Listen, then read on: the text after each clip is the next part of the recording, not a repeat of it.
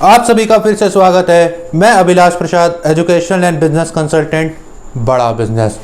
आज मैं और आप मिलकर डिस्कस करेंगे red ocean versus blue ocean. अब आप हैरान हो रहे होंगे कि ये क्या चीज़ है, तो आप चिंता मत करिए। अगर आप मेरे चैनल पे आए हैं तो कोई ना कोई लर्निंग लेके ज़रूर जाएंगे, और इस वीडियो को देखने के बाद फिर आप कभी ये नहीं बोलेंगे कि मार्केट में इतना कॉम्पिटिशन है, मैं उसको कैसे हराऊं।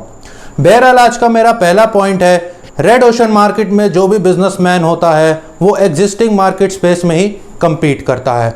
मतलब कि आप जहां भी रहते हैं वहां पे आसपास बहुत सारी शॉप्स होंगी, कोई ना कोई न्यू शॉप्स भी ओपन होती है।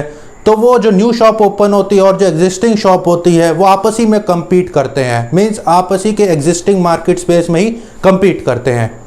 बट ब्लू ओशन स्ट्रेटेजी में जो बिजनेसमैन है वो न्यू मार्केट को क्रिएट करता है, मतलब कि एक अनकंटेस्टेड मार्केट को क्रिएट करता है जहां पे एंट्री करना नेक्स्ट टू इम्पॉसिबल है। बहरहाल आज का मेरा सेकंड पॉइंट है कि रेड ओशन मार्केट में जो बिजनेसमैन होते हैं वो कंपटीशन को हराने में लगे हुए हैं, मतलब कि अपनी पूरी की पूरी एनर्जी कॉम्पिटिटर को हराने में लगे हुए हैं। इसको हम कहते हैं कट थ्रोट कॉम्पिटिशन, जहां पे हर कोई एक दूसरे का गला काटने में लगा हुआ है। बट ब्लू ओशन मार्केट में कंपटीशन ही इररेलेवेंट हो जाता है, क्योंकि वहाँ पे जो बिजनेसमैन होते हैं वो फोकस करते हैं अपने की स्ट्रेंथ को फाइंड आउट करने के लिए, ना कि कंपटीशन को किल करने में। और वहीं पे अगर कोई कॉम्पिटिटर होता है वो इररेलेवेंट होता है, क्योंकि उसको पता ही नहीं रहता कि वो सामने वाला बंदा क्या कर रहा है, क्योंकि ब्लू ओशन मार्केट में आप ही अपने कॉम्पिटिटर होते हैं। सो आज का थर्ड पॉइंट है कि ब्लू ओशन स्ट्रेटेजी दो चीज़ों से मिलकर बनती है, uniqueness value creation, uniqueness value creation, uniqueness value creation. अगर आपने यूनिकनेस क्रिएट कर दी बट वैल्यू क्रिएट ही नहीं करी तो वो बहुत एक्सपेंसिव हो जाएगा। अगर आपने वैल्यू क्रिएट कर दी बट यूनिकनेस क्रिएट ही नहीं करी तो अभी भी आप रेड ओशन में हैं, क्योंकि हर कोई वैल्यू क्रिएट करने में लगा है बट यूनिक कुछ नहीं कर रहा। और अगर आपने दोनों चीज़ें करी, वैल्यू क्रिएशन भी कर दिया, यूनिकनेस भी कर दिया, तब आप जाके ब्लू ओशन मार्केट में एंटर करते हैं और वहाँ पे आप अपनी एंट्री बैरियर को क्रिएट करते हैं जहाँ पे और कोई कंपटीशन आपका एंटर ही नहीं करता। सो ब्लू ओशन का एग्जांपल है फ्लिपकार्ट। फ्लिपकार्ट आज भी वही चीज़ें सेल कर रहा है जो आपके घर के आसपास छोटे मोटे रिटेलर्स सेल कर रहे हैं।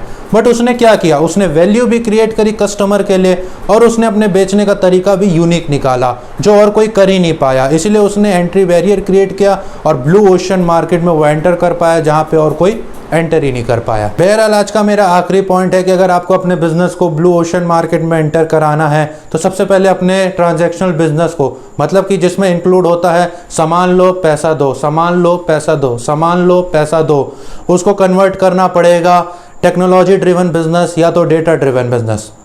अब यहाँ पे डेटा का मतलब आपका इंटरनेट डेटा बिल्कुल नहीं है। डेटा का मतलब है कि आपके कस्टमर का डेटा।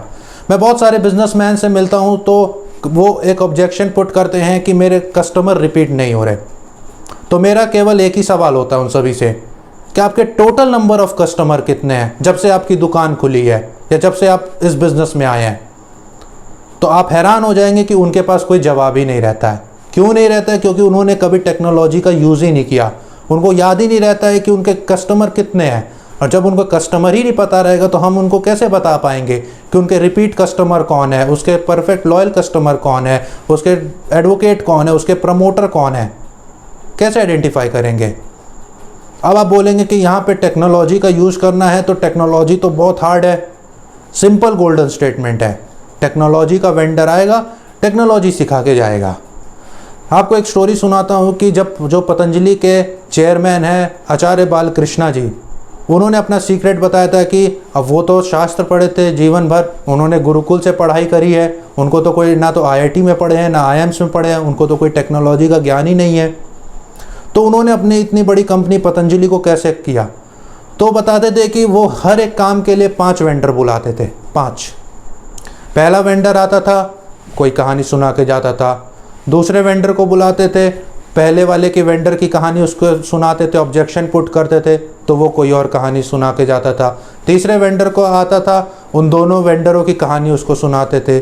चौथा वेंडर आता था, उन तीनों के वेंडर की कहानी उसको सुनाते थे। पांचवा वेंडर आता था, उन चारों वेंडर की कहानी ऑब्जेक्शन को पुट कर देते तो वो कोई और कहानी सुनाता था। कभी कभार 7 या 10 वेंडर भी हो जाते थे, तो आखिरी में फाइनलाइज करके किसी एक अच्छे वेंडर को वो अपना प्रोजेक्ट देते थे। अब यहाँ पे क्या है कि वेंडर भी समझता है कि जो आपके सामने वाला बंदा है वो नॉलेजेबल है और कहीं ना कहीं आप उस वेंडर से ज़्यादा जान जाते हैं। तो सिंपल है, टेक्नोलॉजी का वेंडर आएगा, टेक्नोलॉजी सिखा के जाएगा। अगर फिर भी आपको कोई दिक्कत होती है तो हमारे पास ऑलरेडी प्रॉब्लम सॉल्विंग सॉल्यूशंस बने हुए हैं आप ही के बिज़नेस को हेल्प करने के लिए, जहाँ पे हम सिखाते हैं अगर आप ERP का यूज़ कैसे करें, आप CRM टेक्नोलॉजी का यूज़ कैसे करें, आप पेमेंट कलेक्ट करते हैं मार्केट से तो उसको ऑटोमेट कैसे करें, अपने पूरे के पूरे बिज़नेस को ऑटोमेट कैसे करें, ऑटो पायलट कैसे करें, अपने अगर बिज़नेस को ई-कॉमर्स पे कैसे ले जाए, वो चीज़ें सारी सिखा रखी है। अगर आपको इन सब के चीज़ के बारे में जानना है तो नीचे दिए गए नंबर पे फ़ोन करिएगा। और अगर आप किसी FMCG इंडस्ट्री से हैं और अगर आप आचार्य बालकृष्ण जी से सीखना चाहते हैं कि कैसे उन्होंने अपने पतंजलि बिजनेस को इतना बड़ा बिजनेस बनाया, तो इसके लिए भी नीचे दिए गए नंबर पे फ़ोन करिएगा।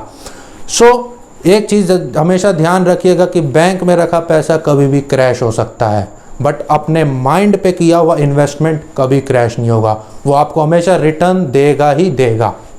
अगर आपको इस वीडियो से 1% भी लर्निंग मिली होगी तो इस वीडियो को लाइक एंड शेयर ज़रूर करिएगा और इस वीडियो को चैनल को सब्सक्राइब करके बेल आइकन को ज़रूर प्रेस करिएगा। आप सभी का इस वीडियो के एंड तक बने रहने के लिए बहुत बहुत धन्यवाद।